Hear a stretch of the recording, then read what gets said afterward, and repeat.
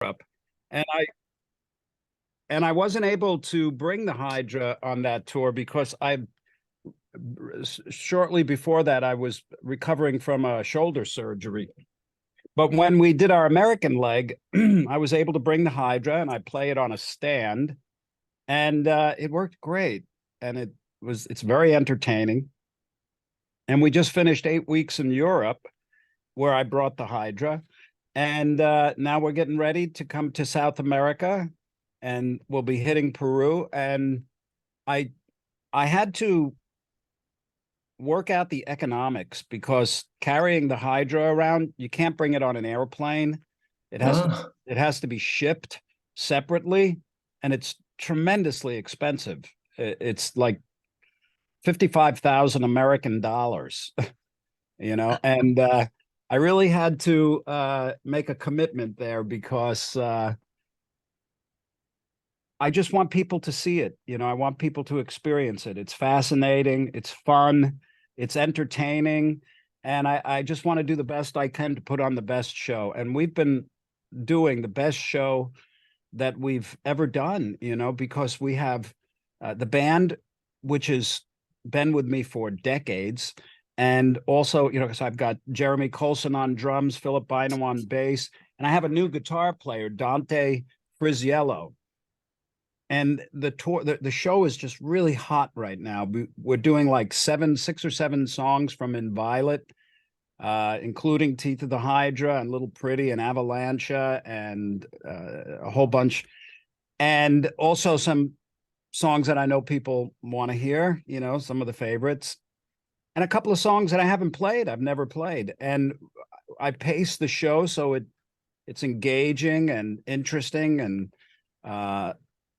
my goal with these shows is to be the best entertainer that I can be and to connect deeply with the audience that just wants to be fascinated and entertained and mesmerized.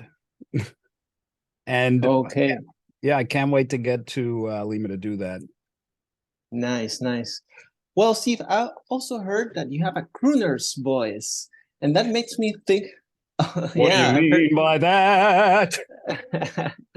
Well, that makes me think, what are the intentions into making instrumental music and not singing? The deliberate intention in doing it this way. Perhaps you think of instrumental music as a purer form of music, or what's your intention into not You know, singing? that's a very good question. I love singing. I've sang a little bit my whole life. I just chose not to do it because it's just I'm not great at it. I don't sing properly, so I lose my voice quickly, and also I'm not very good at playing the guitar and singing at the same time. I know that sounds Mm. weird, but it's just a challenge for me. And also, the human voice is a very precarious instrument. It can change at the drop of a hat. If you're sleeping on the bus and there's too much air conditioning, it can mess up your voice. If you have a little bit of a cold or a flu, you haven't gotten enough sleep, all these things kind of affect the voice. And on most of my tours, I sing a little. On this tour, I just didn't choose any vocal songs for some reason. And I enjoy doing it, but on those nights where I don't think it's there, I don't have to. But I've always been drawn to melody, and the guitar is an excellent instrument for delivering melody. You can mold notes with your fingers and your mind, and you can use articulations and phrasings that can really get the point across. Obviously, it's not like speaking lyrics, but the melody has a meaning, and everybody gives it the meaning it has for them only. But it allows the listener to fantasize more about the meaning as opposed to just giving them the lyrics. Exactly. Yeah. Well, when we think about you as a virtuoso of the guitar, and listening to your music with the attention that perhaps someone would give to academic music, of classical music? You know, when you're listening to music, like scratching your chin, trying to pay attention to all the techniques and all the things involved with the complexity. But I'm also wondering about the other side, the humor, the easy listening, and going to for extravaganzas as the Hydra, the triple neck guitar. So why don't you tell us about the other side, the humorous side of perhaps your music? Well, I've always had a little bit of an affinity for the absurd. You know, I like things that are over the top. And a lot of times when you go there, they can look pretty humorous. Like if you look at the Hydra, the video, or just if you just look at the guitar, some people will look at it and just laugh. I laughed when I saw it the first time. I was just like, oh my God, this is totally over the top. This is insane. It's totally silly. I love it, you know.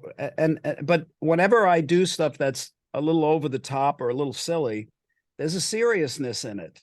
You know, there really is. I mean, there is with the Hydra. I'm being over the top and silly, but I'm dead serious because the way I'm playing it, the piece of music that I composed on it is a fierce composition, because it's not just a melody and drums and, you know, chord changes. I mean, I think the real entertaining aspect of it is in how it was constructed to sound so seamless. You know, and that's what I love doing. So there's a seriousness in it, but of course there's an absurdity, like Knapsack. You know, that's absurd. You know, the way Jack Butler acted in Crossroads, it's over the top. It's a little absurd, but that's what entertainers do. You know what I mean? And I love doing that. I take being unserious very seriously. That's nice.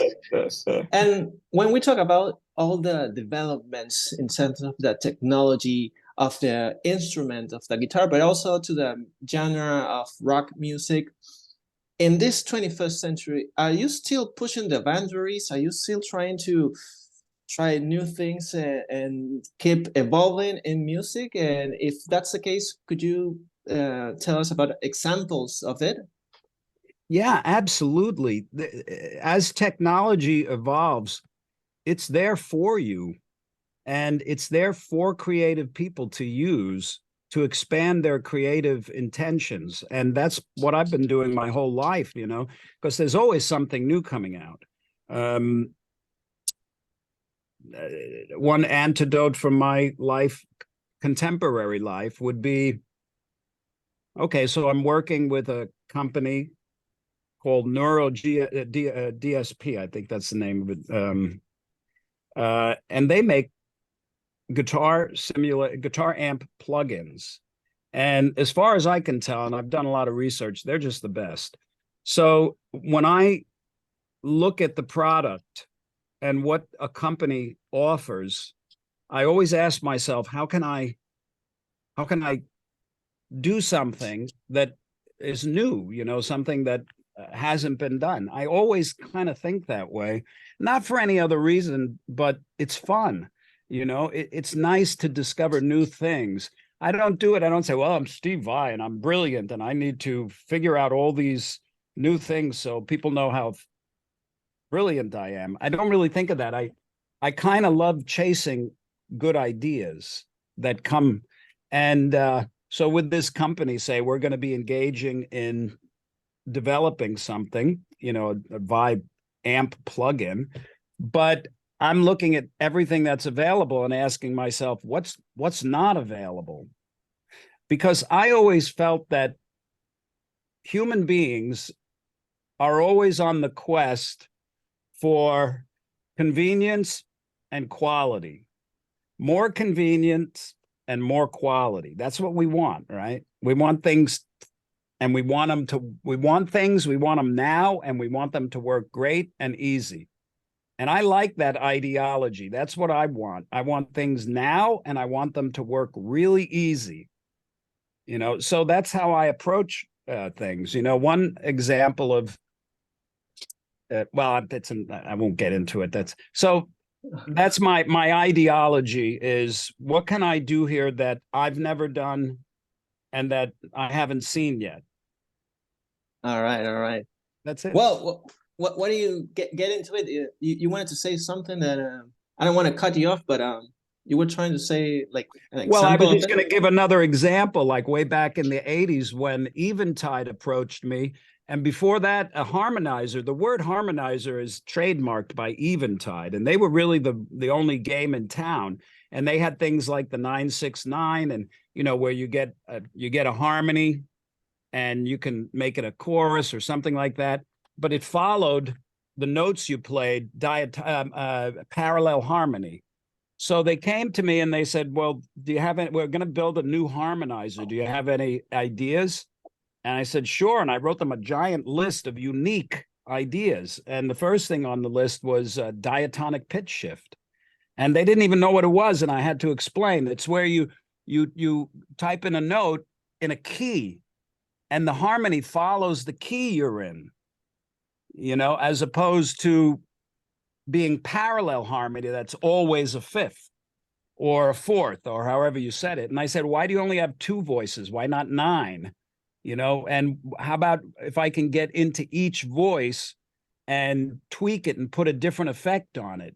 And why not be able to type in a scale, any scale, a synthetic scale, a mode, and have 9 notes play in perfect harmony, in diatonic harmony. So they're like, oh, that's a great idea. Let's do it.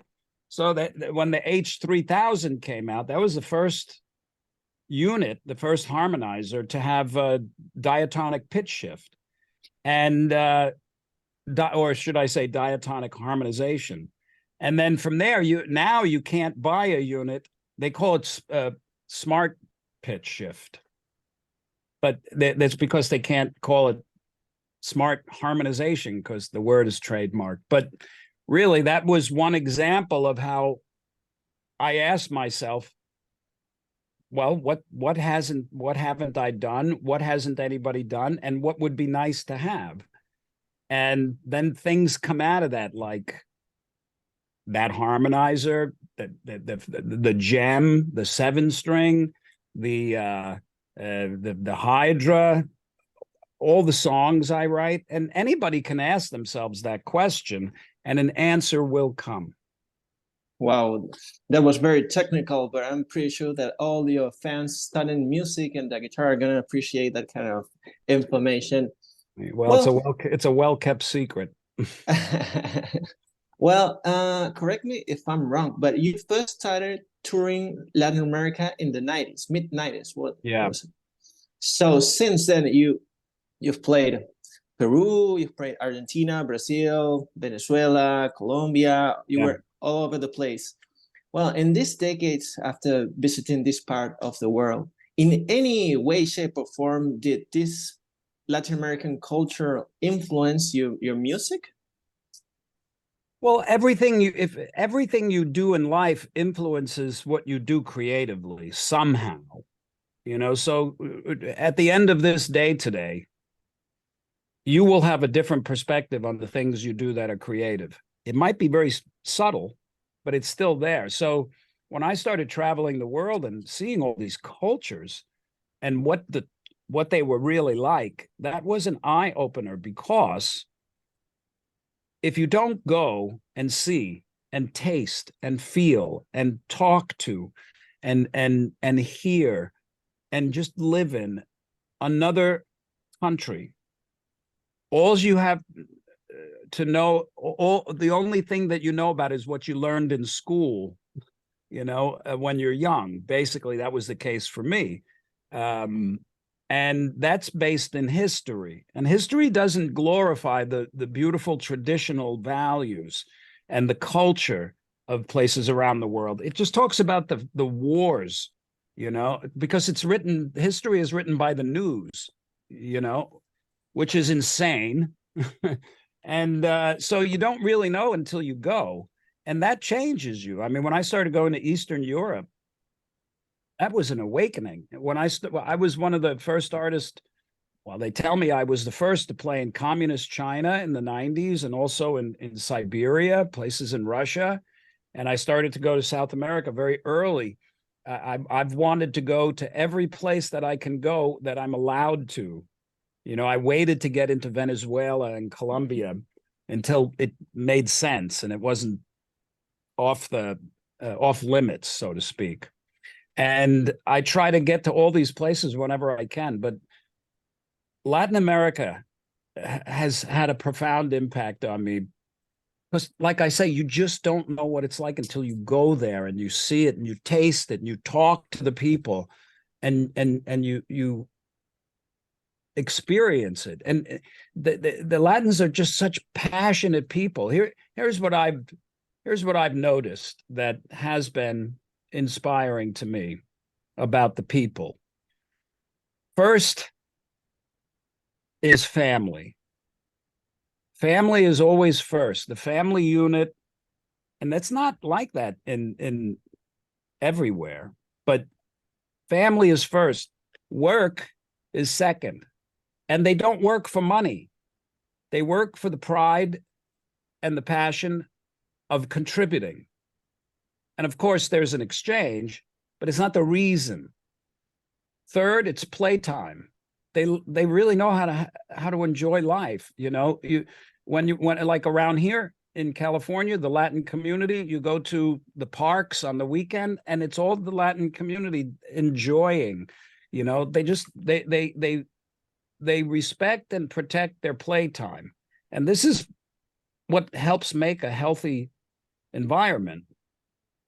And fourth, pervading it all is their faith.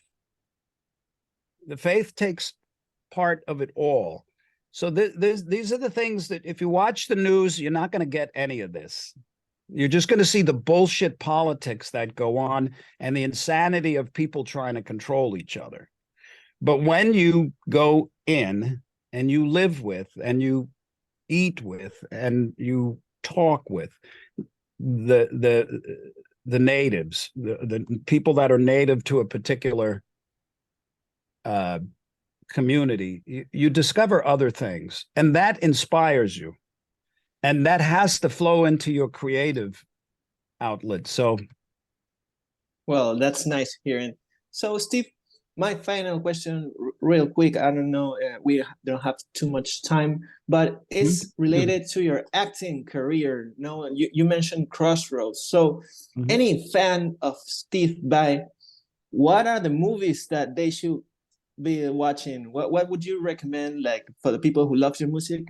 Hey, go watch these movies. Or what have you been watching lately?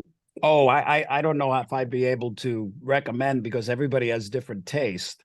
The kind of movies that I like are very benign. You know, they make you feel good. They don't have, you know, I don't like watching movies that have a lot of conflict. I like movies that have a consciousness in them, where the characters have a transformation, like or something that just makes you feel good. Like, for instance, I like Forrest Gump. You know, I think that's a brilliant movie. Or even like the movie Crash. That was one of my favorites. There is something transformative. I mean, it's an intense movie, but there's something transformative in the people. And when that happens, that is experienced by the people watching it. So that's what Alrighty. Alrighty. Well, Steve, we're very excited about having you back in Lima. So it'll be until then. Bye. Thank you so much, Gerardo.